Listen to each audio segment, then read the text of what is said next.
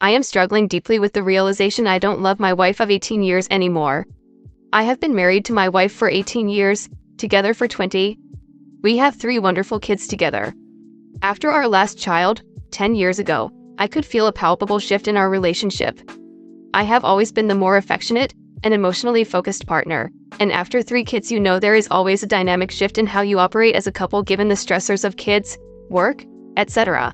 But that is expected and you work through it as a team and try to refocus on you as a couple when you can. This felt different. I've spoken to her about how I feel and what I might need to do to help bring things back to center several times over the last few years. The last conversation, supported by a therapist's guidance, i.e. using I statements, expressing willingness and desire to support her where she is at, identify where I am falling down in the relationship that would make her feel less invested in me, etc., was 3 years ago.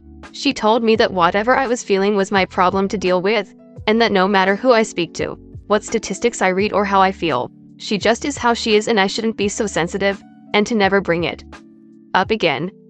I died inside that day.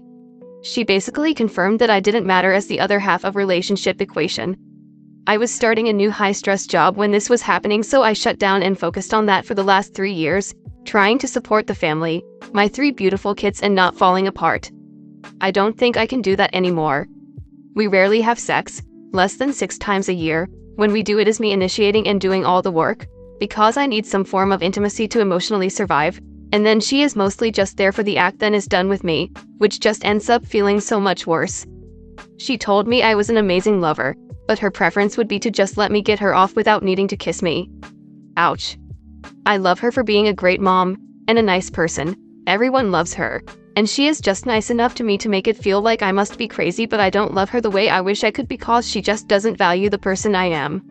I have prioritized her happiness greatly over mine, amping up my efforts to lessen her burden in the home. I cook all meals, clean the kitchen, handle the kids, do all house repair work, manage the bills, do all food shopping, etc., making sure she had anything she ever desired, and now I feel like it is selfish to start focusing on my happiness.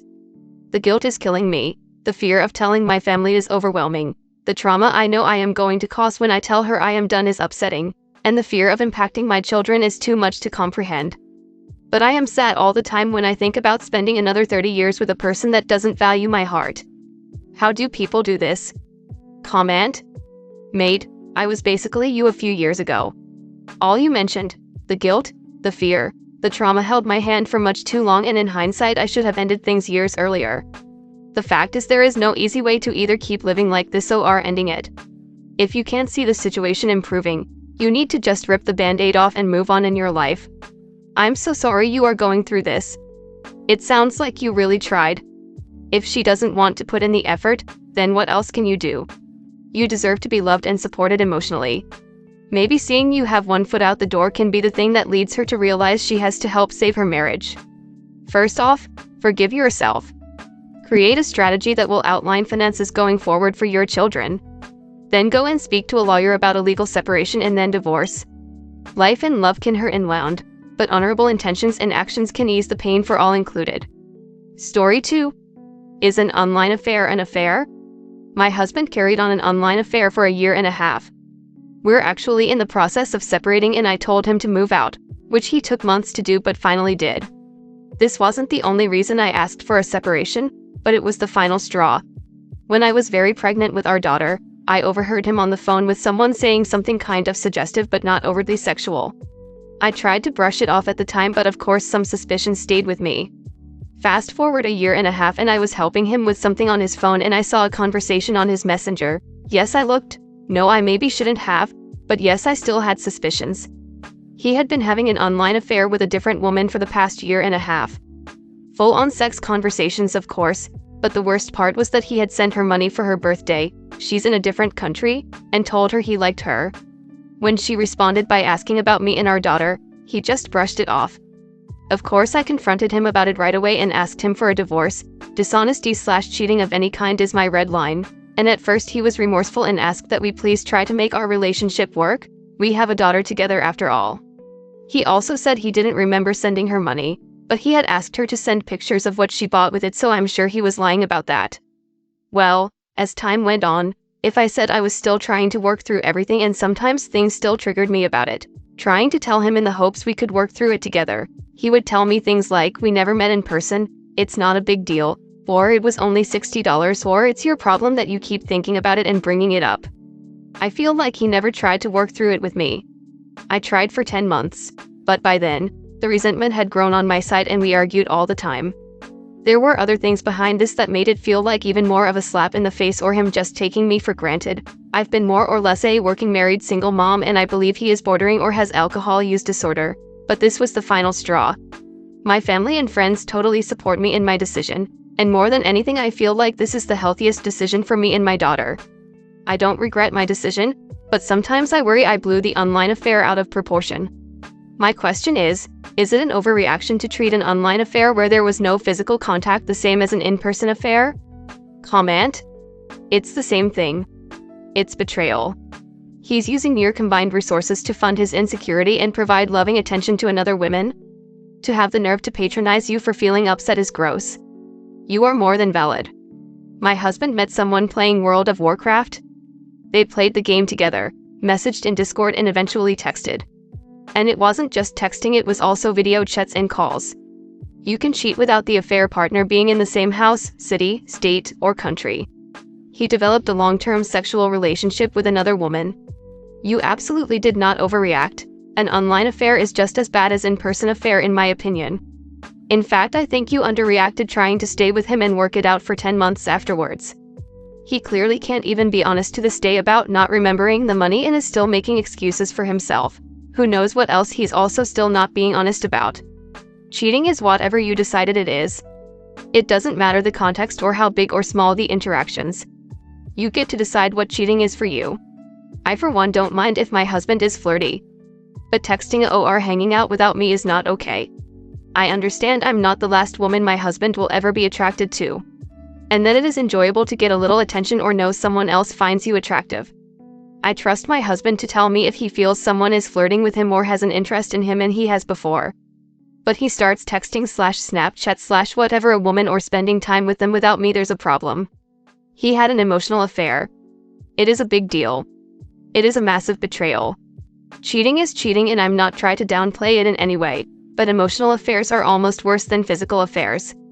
Sharing an intimate, emotional, sexual, even if it was only discussed and never physically acted upon, connection with someone who is not your spouse is devastating to the person that you chose as your partner in life.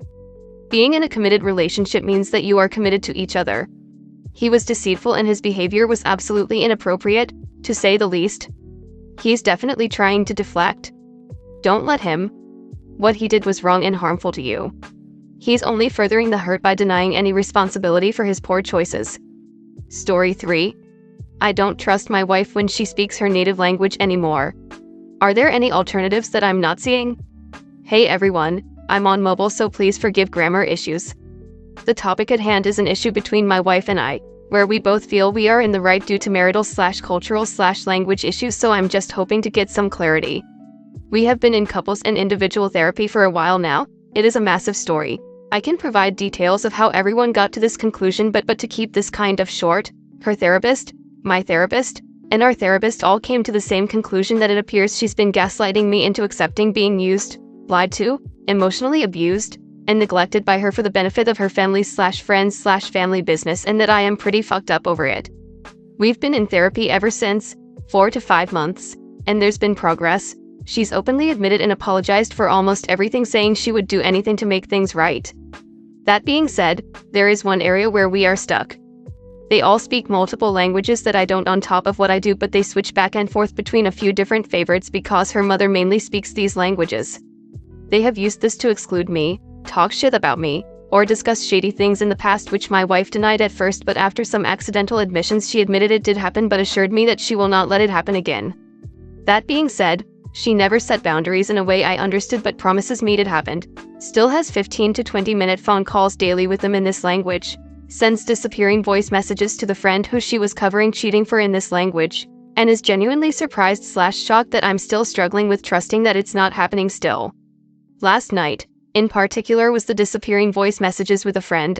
I became upset about it. And she said, since I'm willing to tell you what I said, you shouldn't be mad. It was what this friend preferred. That being said, I don't care what she says the conversation is about.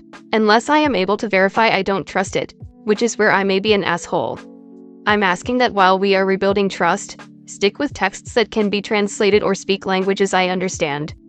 She says that I'm forcing her to stop speaking her native language and that I'm being ridiculous and controlling, and if I ask for this she'd do it, but I'd be forcing her to cut off her mom and dad because they don't like texting and aren't very good at other languages, even if it is temporarily. Comment. It appears she's been gaslighting me into accepting being used, lied to, emotionally abused, and neglected by her for the benefit of her family/friends/family business. I feel like the question of language pales in comparison to this. I wouldn't be able to trust a person who had done these things to me if they only spoke the same language as me, let alone if they could talk shit behind my back in front of my face because I couldn't understand them. Ask yourself why you want to save this relationship before you worry about languages. Sorry, dude, I just do not see this lasting. She has broken your trust, talked behind your back for years, used you, and abused you. Why are you still with her? What good things does she bring to the table? You didn't list one in your post.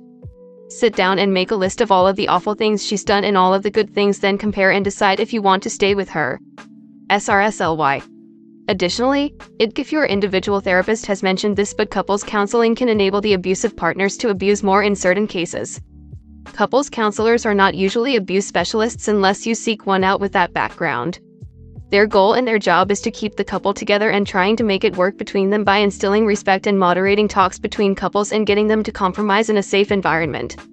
What usually ends up happening with abusive partners is they take the information revealed in couples counseling and use it to their advantage to emotionally mess with you more. It sounds like this is what she's doing to you with the calling and speaking in different languages. Your individual counselor will have only your best interests at heart. BC, that's what they are being paid to do. You cannot restore any semblance of self-respect while staying with this woman, and you probably know that deep down. My dude, grow a spine. She didn't care before and she doesn't care now. Stop being a doormat in your own life and make a change if you don't like how your life is looking right now. We live the lives we accept, and you are just sitting there accepting this, waiting for her to change even when she has openly shown no interest in making changes. Please find some self-respect and a good divorce attorney. OP, whatever change you hope for won't come. Your wife has learned that you will endure her behavior and keep acting as if both of you move in good faith. So she has no incentive to change or be better, since she benefits from the current situation as she holds all the power. There really is only more to lose if you stay. For your own sake, leave. You won't even know how deep she's dragged you down until you breath your first breath as a single man. And get ready for a really nasty divorce with this one. Lawyer up and move in secret until you serve her with the paperwork. You deserve so much better, and good luck.